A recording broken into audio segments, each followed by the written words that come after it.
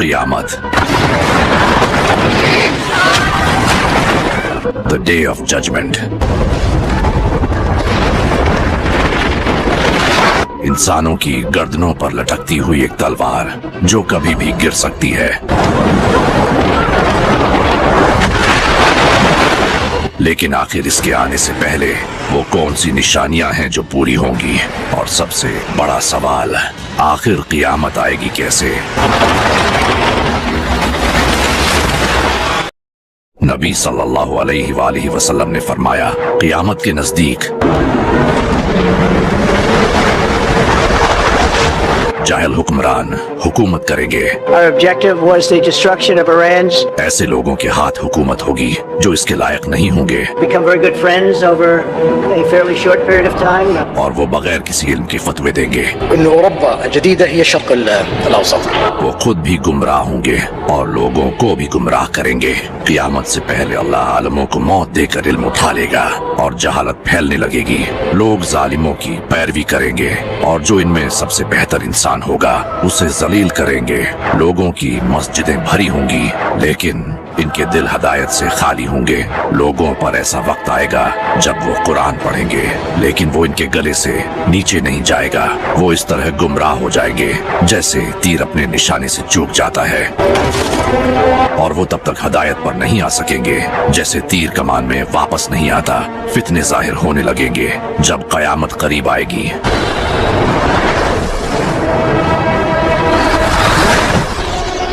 تو رشتے ٹوٹنے لگیں گے. لوگ اپنے بڑوں پر لعنتیں کریں گے. زلزلے بڑھنے لگیں گے. قتل و غارت پھیل جائے گی. قاتل کو پتہ نہیں ہوگا کہ اس نے کیوں قتل کیا اور مرنے والے کو یہ تک پتہ نہیں ہوگا کہ اسے کیوں مارا گیا. ایک آدمی دوسرے کی قبر کے پاس سے گزرے گا اور وہ خواہش کرے گا کہ کاش میں اس کی جگہ ہوتا. ٹائم تیزی سے گزرے گا. سال مہینوں جیسے، مہینے ہفتوں جیسے، ہفتے دنوں جیسے اور دن گھنٹوں جیسے گزریں گے. دولت بڑھ جائے گی.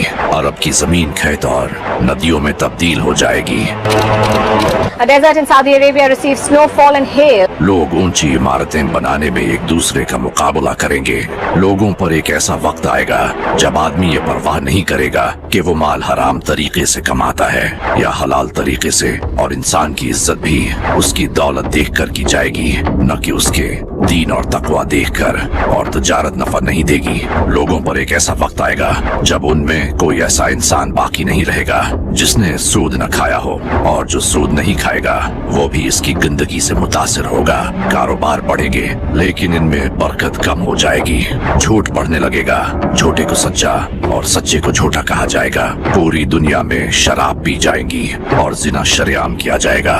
ریشم کا لباس پہنا جائے گا. مرد عورتوں کی نقل کریں گے اور عورتیں مردوں کی نقل کریں گی. عورتیں کپڑے پہن کر بھی ننگی ہوں گی. اولاد اپنے ماں باپ کی نافرمانی کرے گی. میری امت میں 30 جھوٹے دجال پیدا ہوں گے اور وہ نبوت کا دعویٰ کریں گے. امام علی علیہ السلام نے فرمایا، ایک ایسا وقت آئے گا جب قرآن میں سوائے اس کے نام کے کچھ باقی نہیں رہے گا. لوگوں پر ایک ایسا دور آئے گا جب حق چھپ جائے گا اور جھوٹ ظاہر ہو جائے گا. اندھیری رات کی لہروں کی طرح فتنے آئیں گے. ہر نیا فتنہ پچھلے فتنے سے بدتر ہوگا. لوگوں کے دل برائی سے بھرے ہوں گے جبکہ ان کے چہرے نیک نظر آئیں گے. لوگ دنیاوی فائدے کے لیے ایمان بیچیں گے. عورتیں معاشرے کو ڈومینیٹ کریں گی اور مرد ان کی بات مانیں گے. اس وقت تم لوگ حکمرانوں کو طاقت کے نشے میں ڈوبے بے گناہوں کو مارتے دیکھو گے. لوگ زمین میں نگل لیے جائیں گے اور غرق ہو جائیں گے. پتھروں سے مارے جائیں گے. قبیلے آپس میں لڑیں گے اور کوئی انہیں اس برائی سے نہیں روکے گا. نبی صلی اللہ علیہ وآلہ وسلم نے فرمایا، قیامت کے نزدیک ایک عجیب طرح کی موت ہوگی. ایک انسان بازار میں کھڑا ہوگا اور اچانک اسے موت آ جائے گی جبکہ آس پاس کے لوگوں کو پتہ بھی نہیں چلے گا. یعنی کہ ہارٹ اٹیک جیسی بیماری سے سڈنلی موت ہوگی، جو کہ آج آپ سب کے سامنے ہو رہا ہے. ہر سال 40 سے 50 لاکھ لوگوں کی موت اچانک کسی ریزن سے ہوتی ہے اور یہ نمبر بڑھتا چلا جا رہا ہے. اسی طرح آپ صلی اللہ علیہ وآلہ وسلم نے فرمایا تھا، قیامت کے قریب بازار لوگوں کے قریب ہو جائیں گے. آج آن لائن شاپنگ ایپس کے ذریعے لوگوں کی پاکٹس میں پوری کی پوری مارکٹس ہیں. وہ جو چاہیں آرڈر کر سکتے ہیں.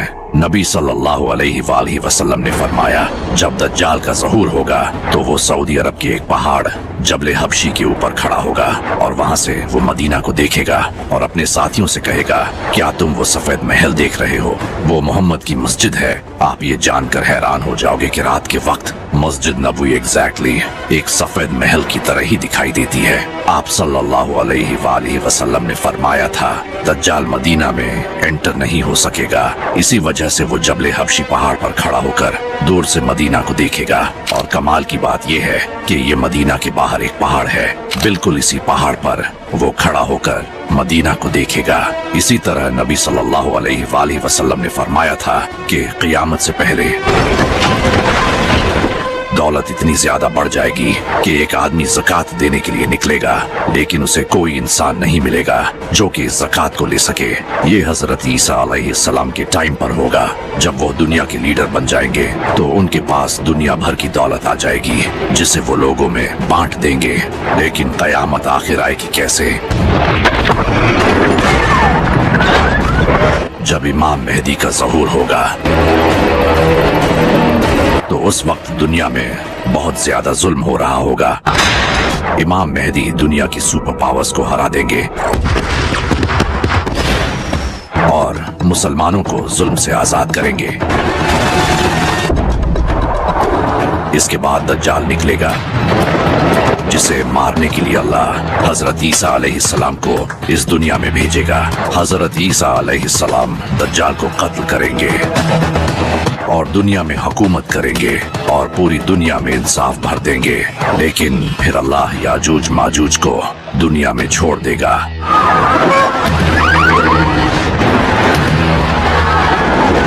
हजरत ईसा अलैहिस्सलाम मुसलमानों को एक पहाड़ पर ले जाएंगे और अल्लाह से दुआ करेंगे।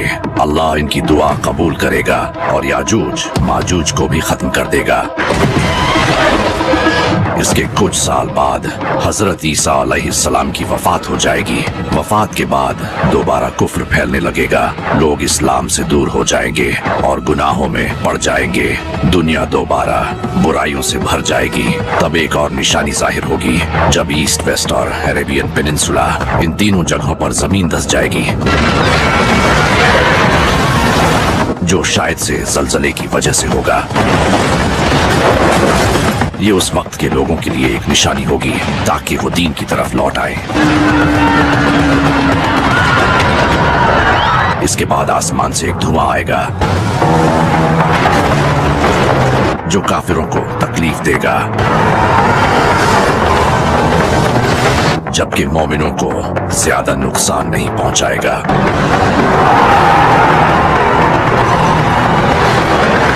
ये धुआं 40 दिनों तक जारी रहेगा और इससे बहुत से लोग बेहोश हो जाएंगे। ये उस वक्त का एक न्यूक्लियर इवेंट भी हो सकता है जिससे पूरी दुनिया में धुआं फैल जाएगा, या फिर ये अल्लाह की तरफ से एक आफत होगी ताकि मुसलमान डर जाएं और गुनाहों से तौबा करें। ये क़यामत की आखिरी निशानियों में से एक होगी। इसके बाद जुल्हज के महीने में एक ऐसी रात आएगी जो 2 या 3 दिन जितनी लंबी होगी। लोग दिन के आने का इंतजार करते रहेंगे मगर दिन नहीं निकलेगा। लोग रोने लगेंगे और पूरी दुनिया में खौफ फैल जाएगा। बहुत से लोग माफी मांगने लगेंगे। जानवर भी दिन के इंतजार में होंगे और उनकी नजरें आसमान की तरफ होंगी। फिर 2 या 3 दिन के बाद सूरज निकलेगा, लेकिन इस बार सूरज मशरिक से नहीं बल्कि मगरिब से निकलेगा। वो आधे आसमान तक जाएगा और फिर दोबारा मगरिब में गुरूब हो जाएगा। इसके बाद तौबा के दरवाजे बंद हो जाएंगे, क्योंकि ये क़यामत की सबसे बड़ी निशानी है जिसका जिक्र कुरान में भी है। इस निशानी को देखकर लोग जान जाएंगे कि अब इस कायनात का दी एंड बहुत करीब है। इसी वक्त मक्का के करीब सफा नामी पहाड़ से एक जानवर निकलेगा जिसका नाम दाबाहुल अर्द होगा। इसके एक हाथ में हजरत मूसा अलैहिस्सलाम का असा होगा, वही असा जिससे हजरत मूसा अलैहिस्सलाम ने अल्लाह के हुक्म से समंदर में रास्ता बनाया था, और दूसरे हाथ में हजरत सुलेमान अलैहिस्सलाम की अंगूठी होगी, वही अंगूठी जिससे अल्लाह ने हजरत सुलेमान अलैहिस्सलाम को बेशुमार ताकतें दी थी। ये एक ऐसा जानवर होगा जो लोगों से इन्हीं की जुबान में बात करेगा। ये इतनी तेजी से चलेगा कि अगर कोई इससे भागने की कोशिश भी करेगा तो वो नहीं भाग सकेगा। ये काफिरों के माथे पर हजरत सुलेमान अलैहिस्सलाम की अंगूठी से मोहर लगा देगा, जिससे इनके चेहरे काले हो जाएंगे, और ये हजरत मूसा अलैहिस्सलाम की असा से हर मोमिन के माथे पर लकीर खींचेगा, जिससे इनका काला चेहरा भी चमकने लगेगा। इसके बाद ये सबके सामने आ जाएगा कि कौन मोमिन है और कौन काफिर। मोमिन नेक अमल करते रहेंगे और काफिर अपने कुफ्र पर कायम रहेंगे। इन तमाम निशानियों के कई साल बाद यमन से एक हवा चलेगी जो रेशम से भी ज्यादा नर्म होगी। वो हर उस इंसान को मौत दे देगी जिसके दिल में राई के दाने के बराबर भी अगर ईमान हुआ। नबी सल्लल्लाहु अलैहि वसल्लम ने फरमाया था, क़यामत उस वक्त तक कायम नहीं होगी जब तक जमीन पर अल्लाह का नाम लेने वाला एक भी शख्स मौजूद हुआ। इस हवा से तमाम मुसलमान वफात पा जाएंगे और फिर सिर्फ काफिर ही दुनिया में बाकी रह जाएंगे। इसके बाद अफ्रीकन्स लोग पूरी दुनिया पर कब्जा कर लेंगे और हुकूमत करेंगे। इन्हीं अफ्रीकन्स में एक ऐसा इंसान होगा जो काबा को तोड़ देगा।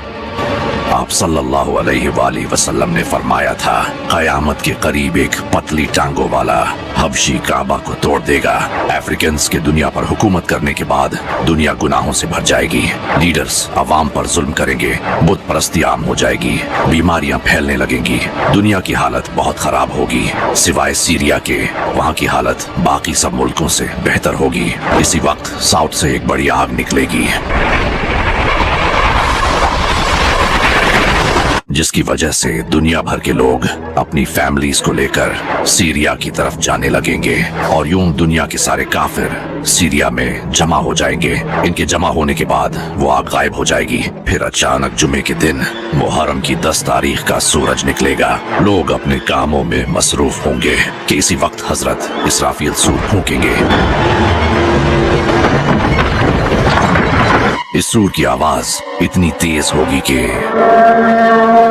दुनिया के तमाम इंसान और जानवर इसे सुनते ही तबाह हो जाएंगे। इसके बाद जमीन तबाह हो जाएगी। यूनिवर्स, स्टार्स,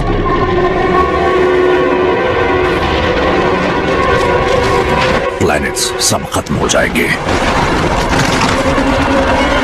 फरिश्तों को भी मौत आ जाएगी, यहाँ तक कि हजरत इजराइल जो मौत के फरिश्ते हैं उन्हें भी मौत आ जाएगी।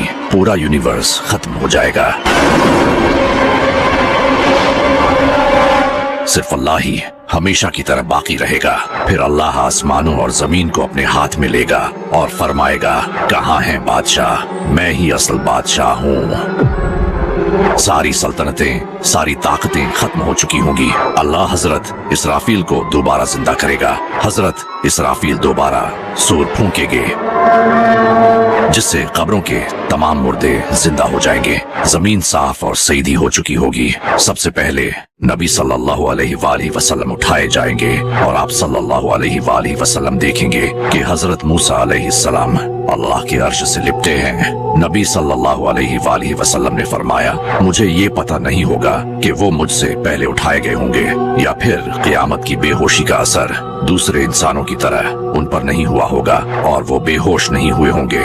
नबी सल्लल्लाहु अलैहि वसल्लम के बाद तमाम इंसान कब्रों से जिंदा किए जाएंगे।